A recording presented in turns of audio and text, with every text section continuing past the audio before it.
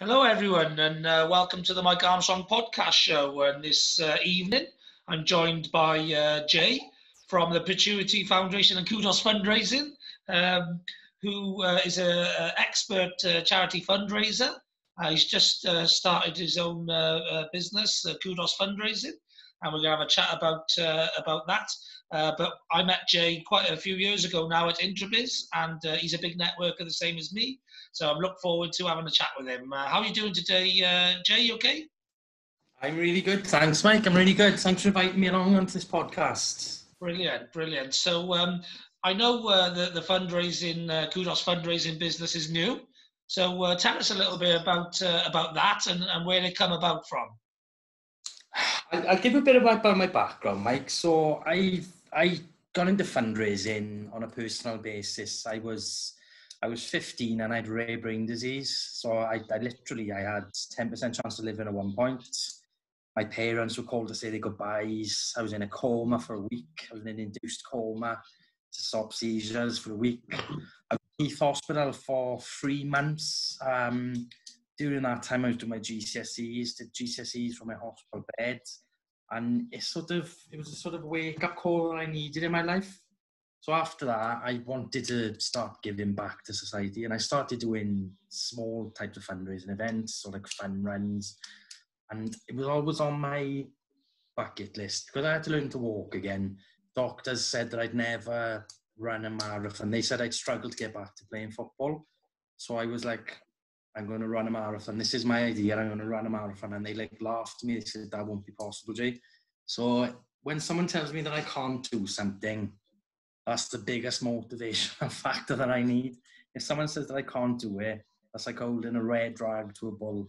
So I signed up for the London Marathon. I ran 5 years in succession. I raised over 30,000 on a personal basis for various charities. I went through university, did a degree in business studies and HR. And I remember running one time for, it was a charity called Children with Leukemia. And the fundraiser there, he turned around and he's like, Jay, what do you do for work? And I said, I'm HR manager in a hospital. And he said, do you enjoy it? I said, I absolutely hate it. I said, I find it so boring and tedious. And he said, how come you don't work for charity? You'd be brilliant. He said, you're so passionate about it. You're so motivated. And I was like, I'm living in Wales, mate. I said, I'm out in the sticks. I said, you're all based up in London. And he turned round and he opened my eyes. He said, you'd be surprised. There's quite a lot of charities out there that I've got regional offices in Cardiff or West Wales. You keep your eye out. And literally about 2 weeks later, I saw a job for a cancer charity. Worked there for 7 years and I absolutely loved the job. Then I was headhunted for a job at the Pituitary Foundation.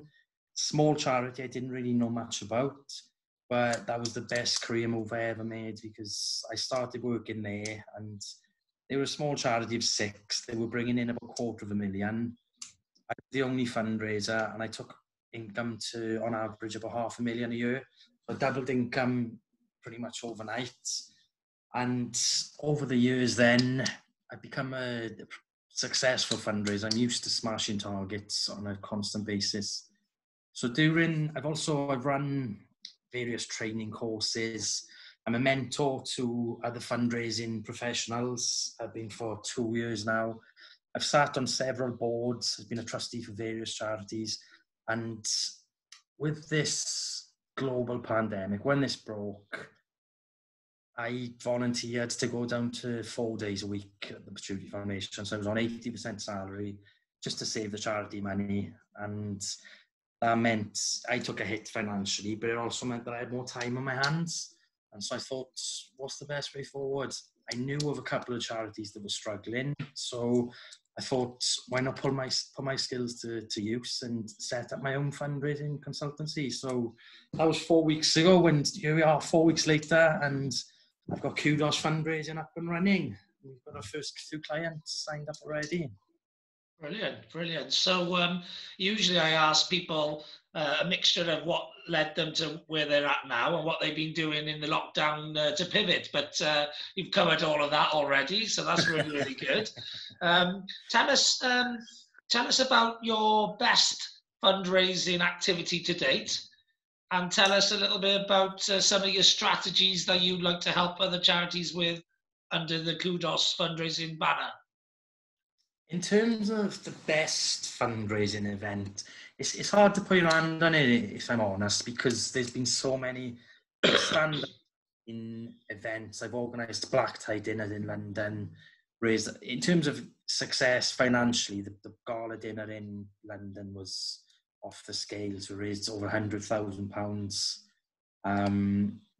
I was held in Mayfair. It was a phenomenal success, but it was a lot of work, and ultimately there were other areas for the Pituitary Foundation that struggled as a result, because so much of my time and effort was in that event. Yeah. And in terms of return on investment, I find events such as mountain treks or runs, I find them a lot easier to coordinate because it's a lot less time consuming and it costs a minimal. But then when you've got a team that are really cohesive and are really mixed together, that's where you see fundraising tend to offer scale. So in the last couple of years, I've introduced Ben Nevis as a trek, Snowdon.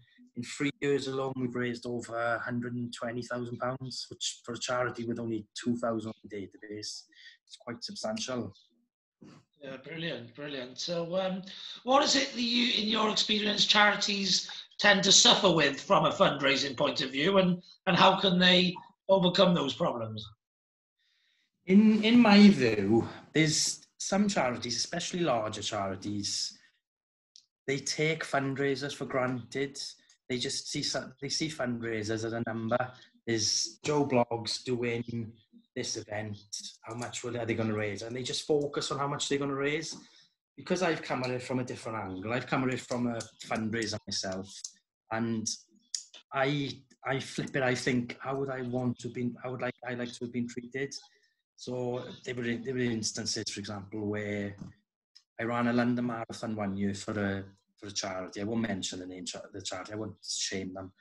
But I'd run a London Marathon. I'd raised £2,500. I had a really boring letter, bland letter saying, "Thanks for raising 1,300. They obviously hadn't updated the database. I can see what had happened. And they just sent bog standard thank you. And I was looking at it, was left me less than inspired, to say the least. And then 3 weeks down the line, I had a call off another department from the same charity saying, "Hi Jay, I noticed that you donate £10 a month to our charity." I was like, "Yeah, we can see that you do it in memory of your grandfather." And I was like, "Yeah." They made no reference to the fact they just ran a marathon for them. "How would you like to increase that donation to £20 a month? We guarantee that your grandfather will be so proud of you." And I was just like, wow. And cancelling that direct debit immediately. I was like, this is just completely taking the piss. They've just looked at me as a number, one of thousands who are donating. They put no time and effort into building a relationship with me, and they just jumped in expecting me to double my donation. So I cancelled all ties with that charity. And that's what I treat every fundraiser, whether they raise 50 quid or whether they raise 50,000. I try to treat every fundraiser the same. I'll always make time for fundraisers. I'm always on the phone. When we've got teams running half marathons or we've got teams trekking, just to try and build that team spirit, I'll set up WhatsApp groups so all the runners, all the trekkers, they all get to know each other. So I make it as enjoyable an experience as possible, and then ultimately the rewards are in the retention rates, because if people have enjoyed that experience, they ultimately want to do it again. And in terms of people that come back year after year, it's phenomenal. So that's the strategy I use. I treat fundraisers how I would have liked to have been treated, rather than just thinking of them as how much are they going to bring in for my charity. Yeah, definitely. Well, sounds to me it's very similar to sales at the end of the day. It's very similar to sales. Look after your customers no matter how big or small they are, because the small ones turn into big ones, and the big ones can be lost very easily, and so you've got to then replace them, so whoever they are, you've got to look after them, and people are just people at the end of the day. So if you don't treat them well, you lose them, and if you treat them well, they'll stay. It is very much like sales in that respect, Mike. Very much like sales. Yeah, good. Now you've battled with death and near death and these sort of experiences a number of times. Tell us a little bit about that, because I know you're always into one thing or another with your health and different things. So when I was 15, I had a rare brain disease. It was called encephalitis. That's basically similar to meningitis, but it's swelling of the actual brain. So my brain was swelling into the skull. The skull obviously can't move. That caused me to have scarring of the brain as a result. That led to epilepsy as a result of scarring. So every day I've got to take 10 tablets just to maintain a normal existence. If I don't take 10 tablets a day, then essentially I'm at risk of having a seizure, and I don't want to run that risk, quite frankly. Oh. But unfortunately, that's been under control for since I was 15, as long as I can remember, past 20 odd years. And then 2 years ago, when I had the illness when I was 15, I'll be honest, it was really resilient, and this was before smartphones, so I was going into it completely blank. I didn't know anything about it. I remember, actually, I'd been in a coma for a week, but I didn't realise that I'd been in a coma. And at 15, I just started going out drinking with my mates. I'd be going to nightclubs, and I just came around from a coma. It was Wednesday that I'd gone into the seizure, so I'd gone into the coma on the Wednesday. I woke up thinking that it was a Thursday morning, and the first words I said when I woke up was, "Mum, am I going to be able to still go to Coolers on Saturday night? That's a local nightclub." My mother said, she was red with embarrassment. She was, "Jay, you've been out for over a week, and then the first thing you say in front of all the doctors and nurses is, can you go to a nightclub?" You were 15. She's like, I could have died of embarrassment. But you started drink though for Coolers. But I didn't sort of grasp the severity of it. And no.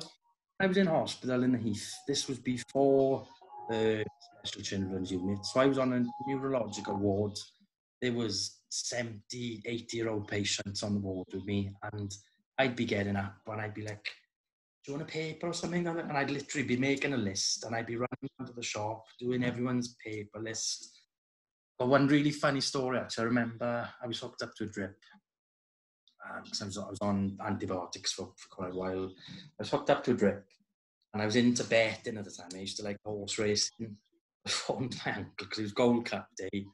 For my uncle to put a bet on for me, and I just dozed off. I fell asleep on the bed, just dozed off momentarily, and then I could hear Channel 4 horse racing, the music coming on. So I just, half asleep, I just jumped up thinking that I'd missed it, and wow!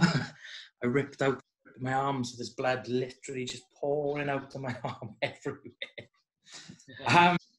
But and then a couple of years ago, so you haven't really covered it a couple of years ago then, so what happened then? So that was when I was 15, but I got back to normal, but then 2 years ago I had meningitis.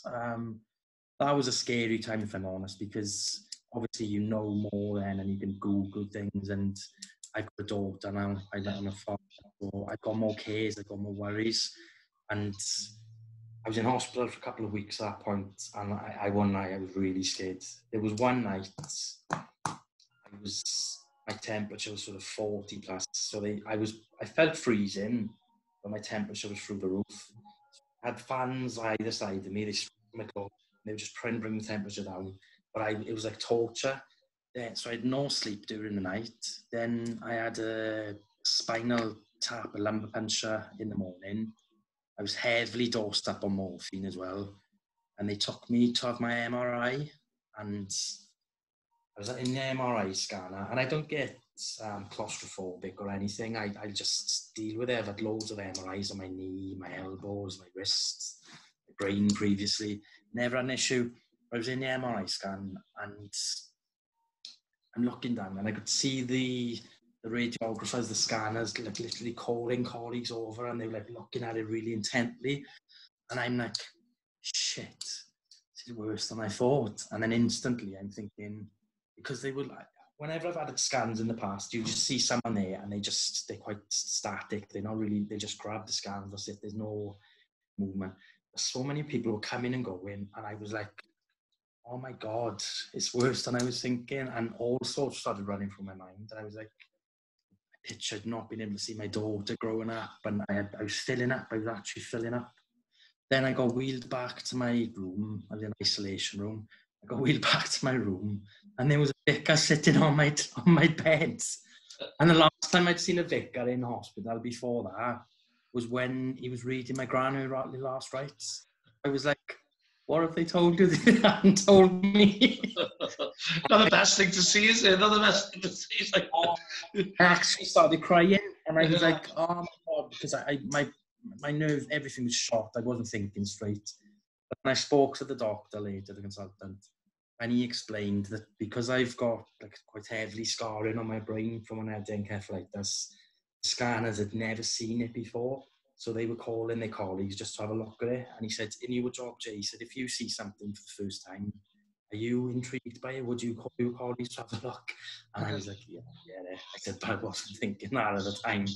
No. But yeah, I made a full recovery though, thankfully. So, yeah. And you haven't fancied taking on a bit of COVID yet then?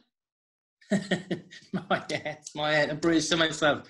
The luck I have, I seem to pick everything up, so I'm just bracing myself. I'll have it sooner or later, and I'll make. Yeah. I'm expecting to see pictures of you like recovering on Facebook a few weeks later, like and then go do a marathon again.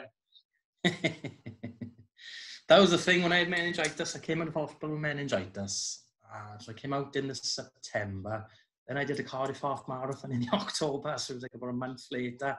Yeah. It was a bad decision.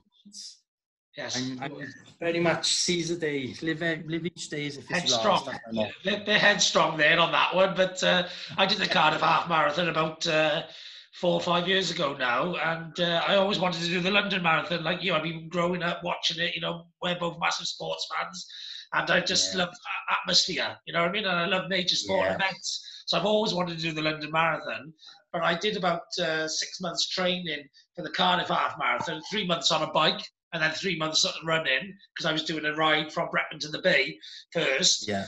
So I did 3 months training for that, did the ride, and then started running, did 3 months training. But up to about 10 miles was okay. The last 3 miles killed me.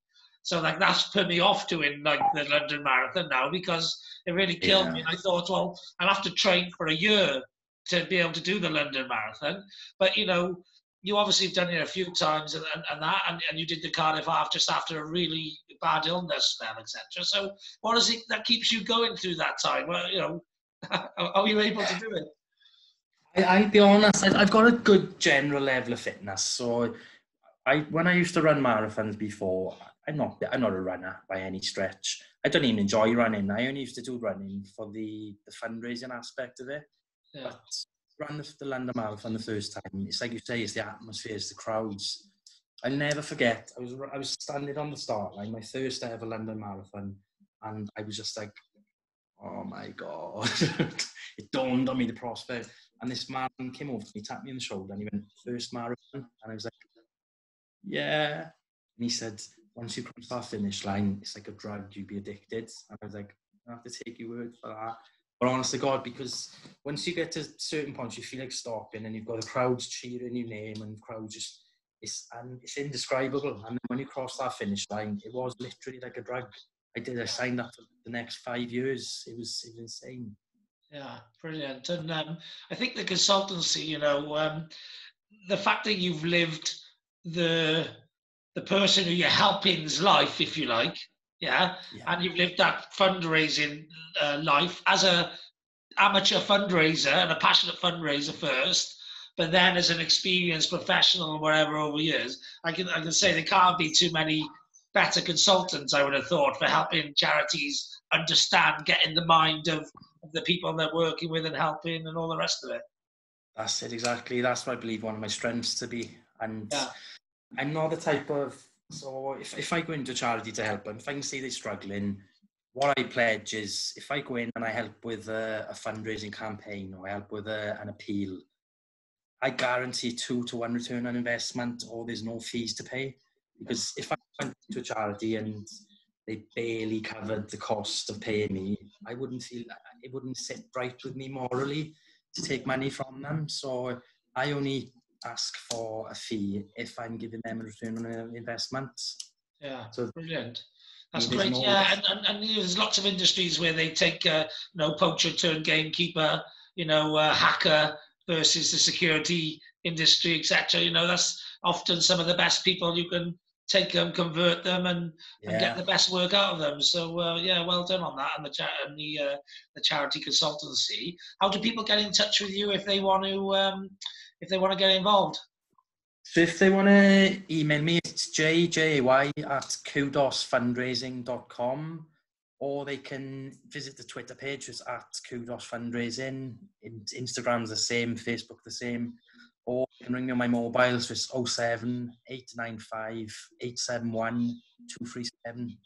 I'm on Brilliant. LinkedIn as well, if anyone wants to connect on LinkedIn. Okay, good.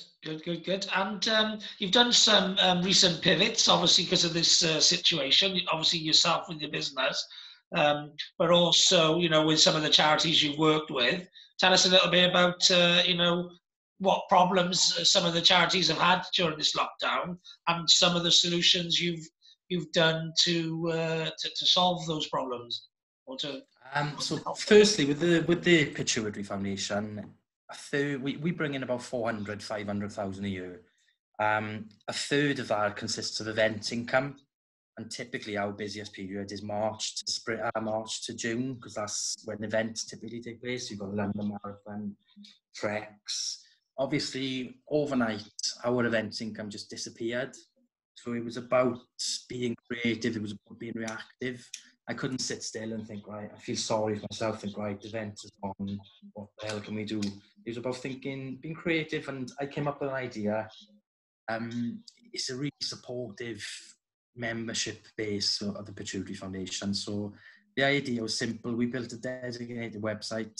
It's called Pituitary 500 Faces.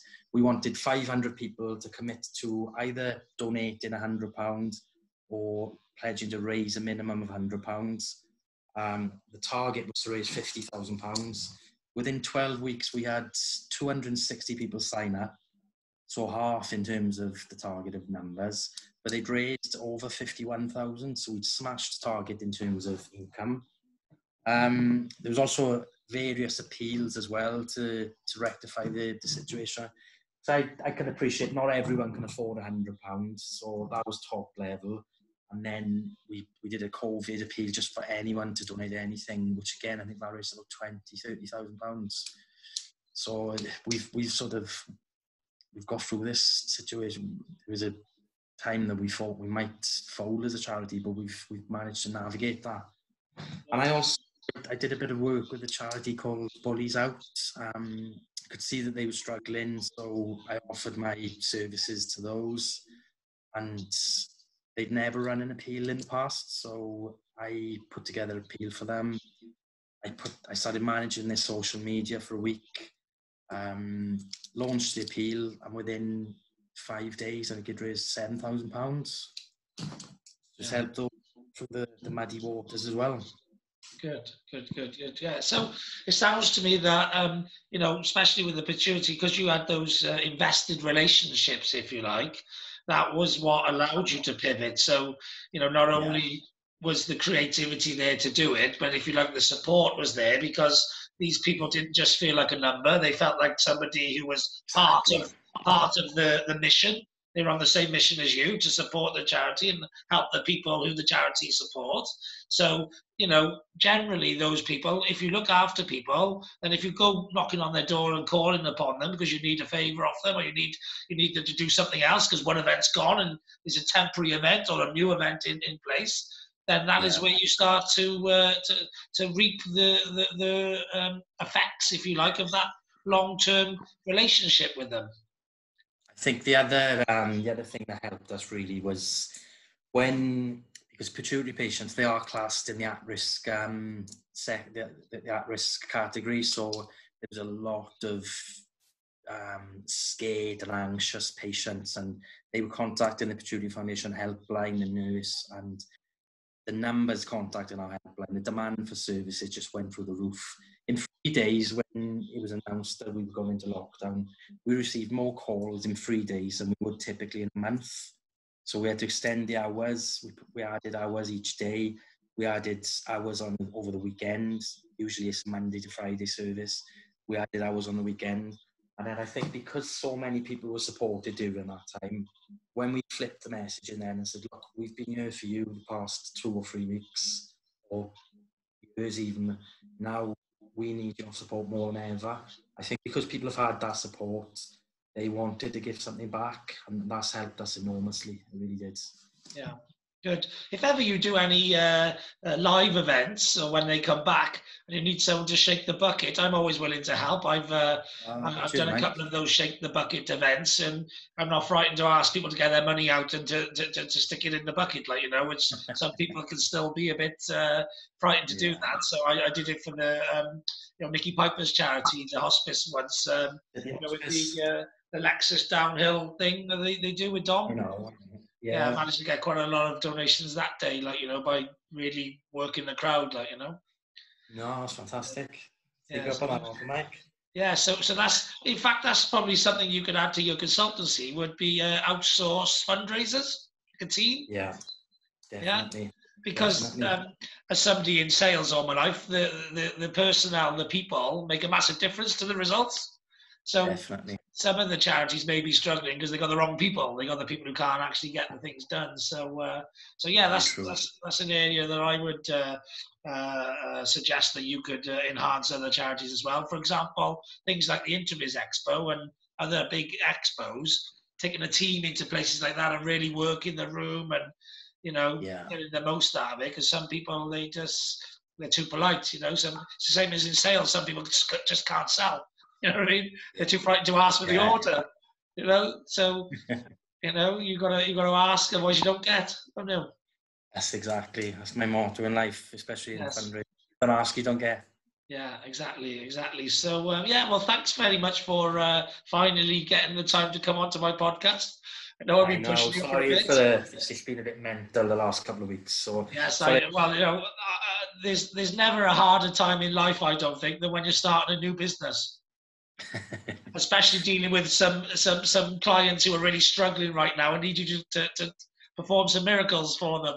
Exactly that. So don't worry about that. I understand how busy it can be, like, you know. But thanks for coming on and chatting a little bit about your experience and that. So that was good. Have you been shielding yourself, or have you? You don't have to shield? I have, and I've been following the guidance, but I haven't been shielding myself. No, I just thought, you know, because of the recent illness, you know, and the historical one, where you weren't in that category, luckily enough now. But, you know, we're all pretty much shielded anyway, because there's not much we can do, can we? So, you know, it's not much difference between lockdown and shielding. You know, the only difference is the supermarket. I think all I've been doing the last 12 weeks is I've either been baking with my daughter, because I've had her, because she's been off school, or I've been cycling with my daughter, or I've been busy setting the business up, or busy fundraising for Charity Foundation. So it's been bliss.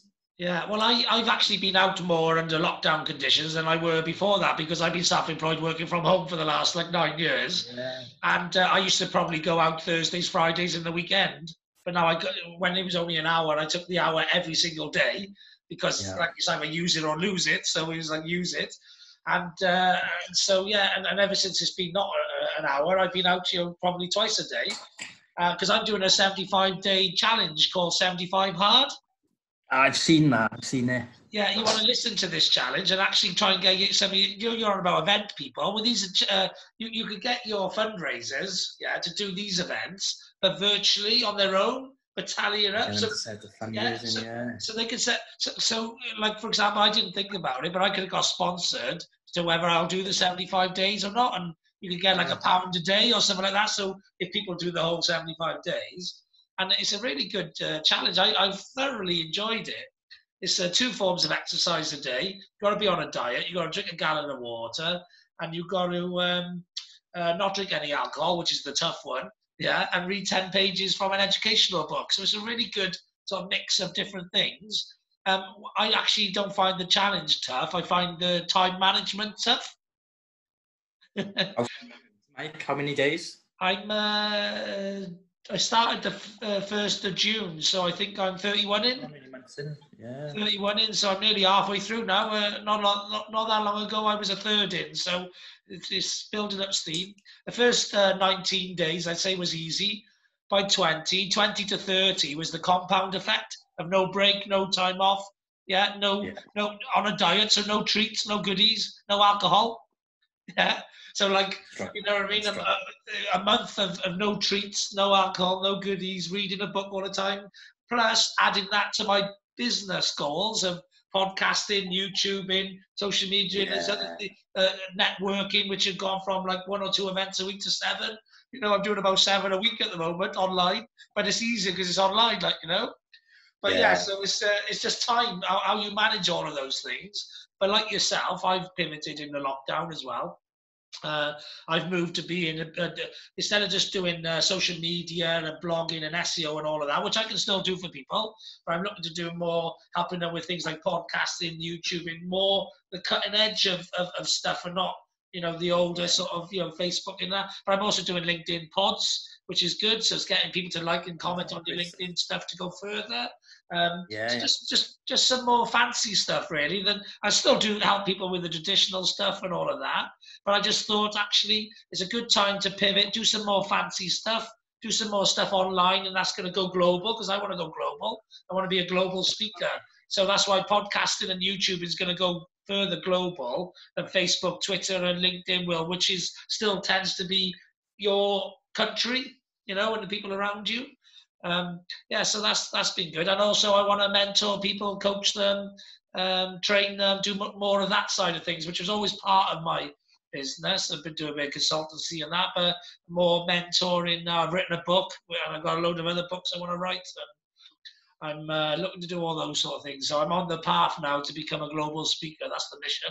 You know. Good luck with it, Mike. Good luck. Yeah, brilliant. But great to catch up with you, and to you know, get you on the podcast and the YouTube channel, and to find out about your business, and look forward to maybe having you on again in the future, and telling us about the great kudos you've got in building your business up to as big as you want it to be. Definitely, mate. Definitely. All right, brilliant. There's nothing else left for me to say now other than have a great day. I know I will. And thanks very much for